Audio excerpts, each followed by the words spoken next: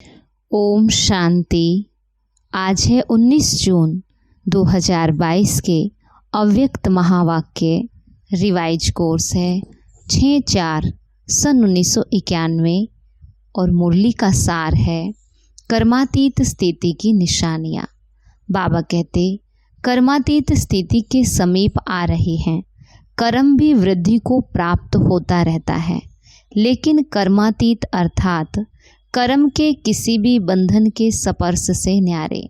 ऐसा ही अनुभव बढ़ता रहे जैसे मुझ आत्मा ने इस शरीर द्वारा कर्म किया ना, ऐसे न्यारापन रहे न कार्य के स्पर्श करने का, और करने के बाद जो रिजल्ट हुई उस फल को प्राप्त करने में भी न्यारापन।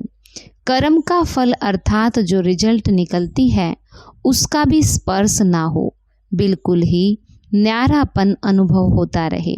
जैसे कि दूसरे कोई ने कराया और मैंने किया, किसी ने कराया और मैं निमित्त बनी, लेकिन निमित्त बनने में भी न्यारापन।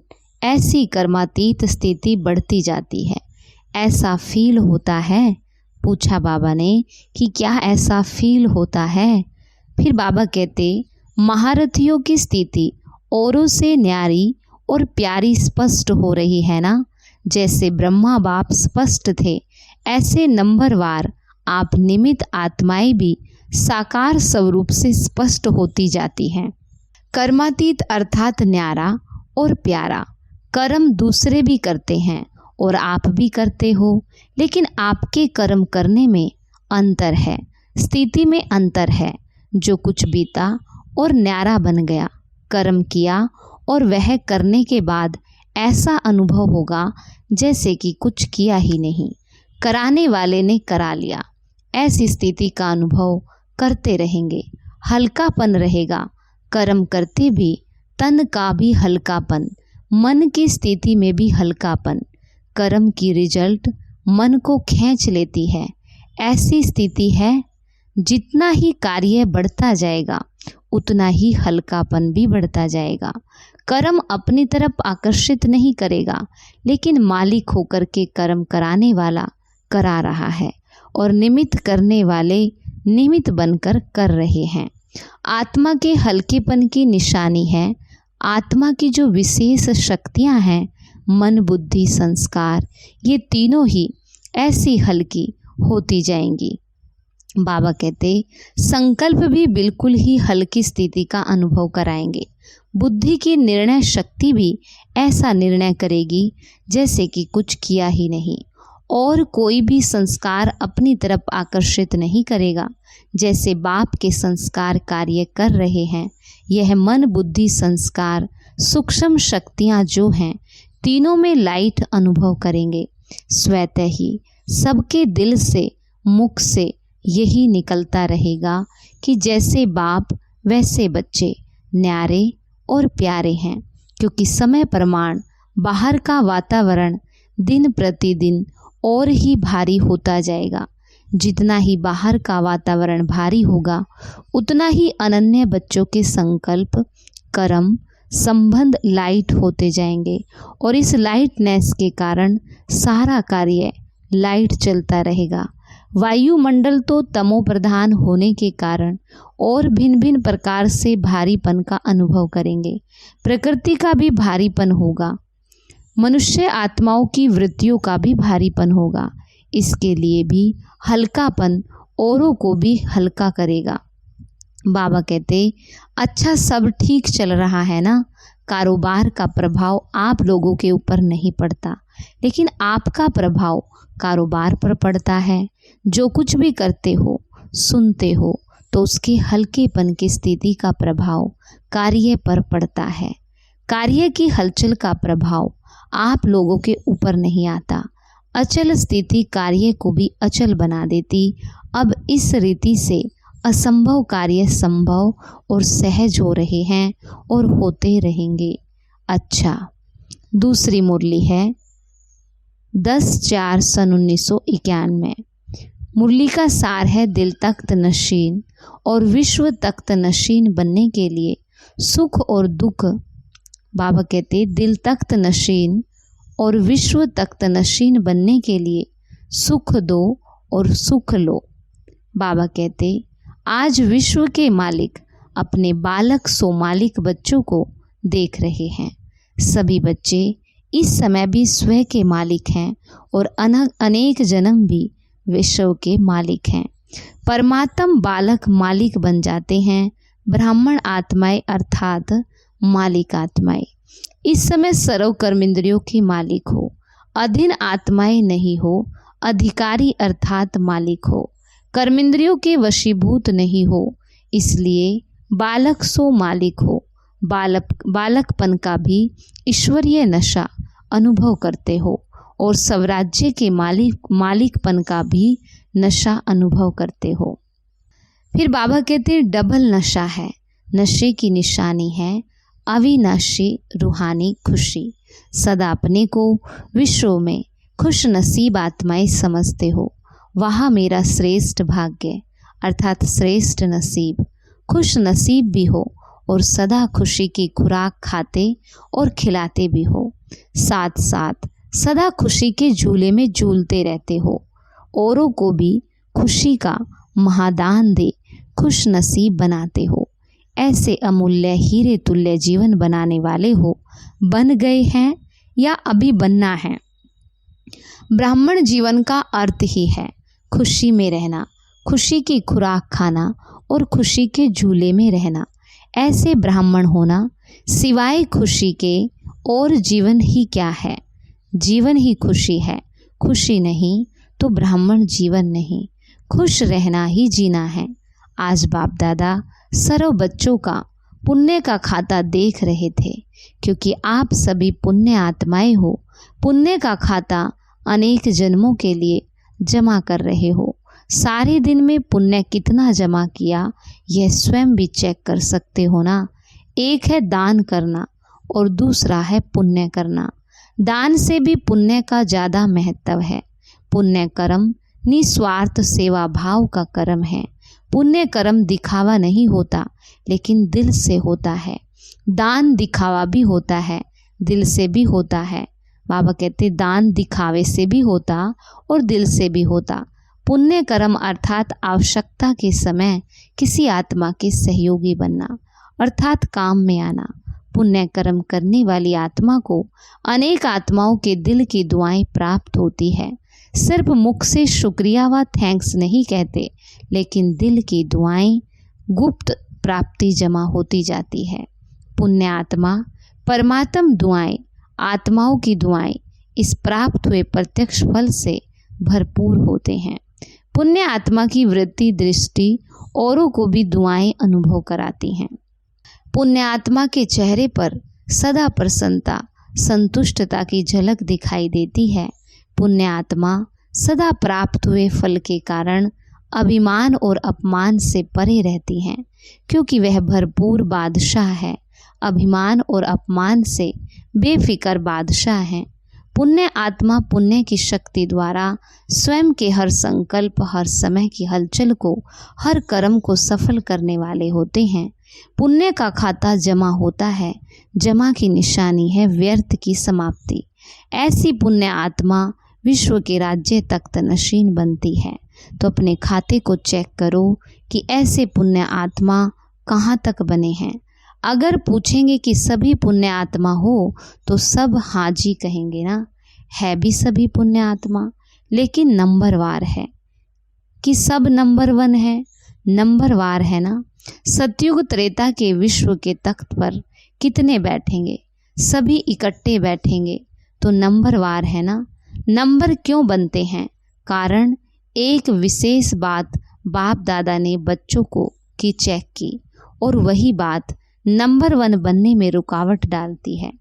अभी तपस्या वर्ष में सभी का लक्ष्य संपूर्ण बनने का है या नंबरवार बनने का है? संपूर्ण बनना है ना। आप सभी एक स्लोगन बोलते भी हो और लिख करके लगाते भी हो, वो है सुख दो और सुख लो, दुख ना दो ना लो। बाबा कहते ये स्लोगन पक्का है। तो रिजल्ट में क्या देखा? दुख ना दो, इसमें तो मेजॉरिटी का अटेंशन है, लेकिन आधा स्लोगन ठीक है, देने के लिए सोचते हैं, देना नहीं, लेकिन लेने के लिए कहते हैं उसने दिया इसलिए हुआ, इसने यह कहा इसलिए यह कहा। बाबा कहते इसने यह कहा, इसने यह कहा, इसलिए ये ऐसा हुआ। ऐसी जजमेंट देते हो ना, अपना ही वकील बन करके केस में यही बताते हो। तो आधा स्लोगन के ऊपर अटेंशन ठीक है, और भी होना चाहिए अंडरलाइन। फिर भी आधे स्लोगन पर अटेंशन है, लेकिन और जो आधा स्लोगन है उस पर अटेंशन नाम मात्र है। उसने दिया लेकिन आपने लिया, क्यों लिया? किसने कहा आप लो? बाप की श्रीमत है क्या कि दुख लो? झोली भरो दुख से। बाबा कहते झोली भरो दुख से, तो ना दुख दो और ना दुख लो। बाबा कहते क्या श्रीमत है कि दुख लो, झोली भरो दुख से? नहीं ना, तो ना दुख दो ना दुख लो, तभी पुण्य आत्मा बनेंगे, तपस्वी बनेंगे।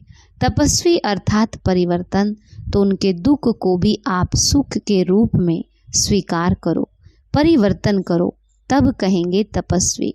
गलानी को प्रशंसा समझो, तब कहेंगे पुण्य आत्मा। जगत अम्बा माँ ने सदैव सभी बच्चों को यही पाठ पक्का कराया कि गाली देने वाले या दुख देने वाली आत्मा को भी अपने रहम दिल स्वरूप से रहम की दृष्टि से देखो, गलानी की दृष्टि से नहीं। वह गाली देवे तो आप फूल चढ़ाओ, तब कहेंगे पुण्य आत्मा। गलानी वाले को दिल से गले लगाओ, बाहर से गले नहीं लगाना, लेकिन मन से। तो पुण्य के खाते जमा होने में विघन रूप यही बात बनती है। मुझे दुख लेना भी नहीं है, देना तो है ही नहीं, लेकिन लेना भी नहीं है। जब अच्छी चीज नहीं है तो फिर किचड़ा लेकर जमा क्यों करते हो?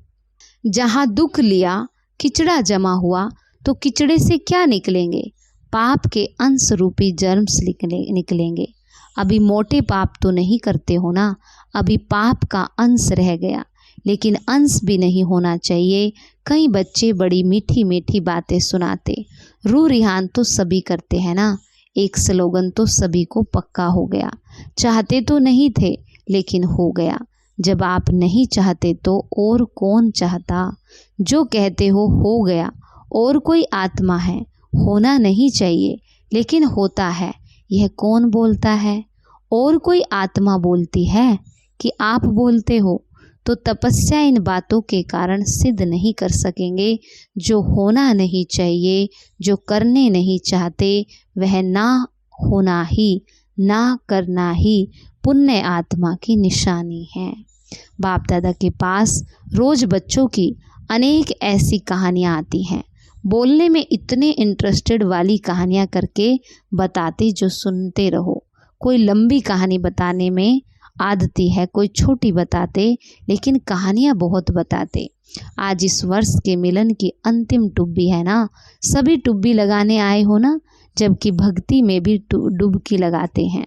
तो कोई ना कोई संकल्प जरूर करते हैं, चाहे कुछ स्वाहा करते, चाहे कुछ स्वार्थ रखते, दोनों से संकल्प करते।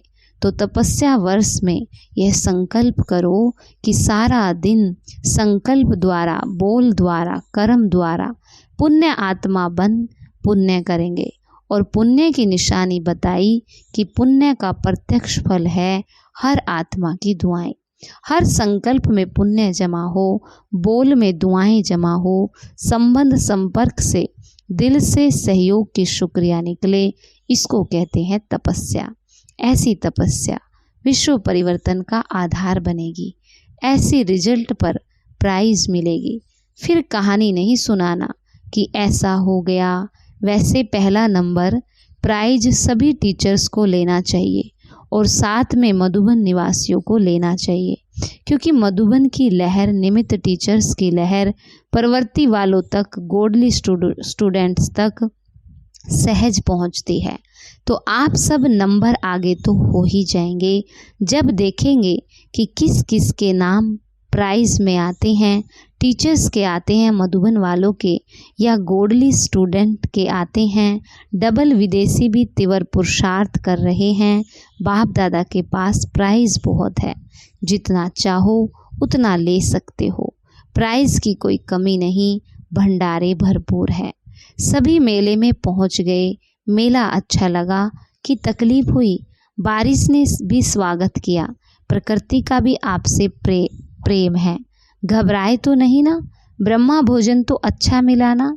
63 जन्म तो धक्के खाए हैं, अभी तो और ही ठिकाना मिला ना? 3 पैर पृथ्वी तो मिली ना? इतना बड़ा होल जो बनाया तो होल की भी शोभा बढ़ाई, होल को सफल किया ना? किसी को भी तकलीफ तो नहीं हुई ना? लेकिन ऐसे नहीं, मेला करते रहना। रचना के साथ साधन भी साथ ही आते हैं।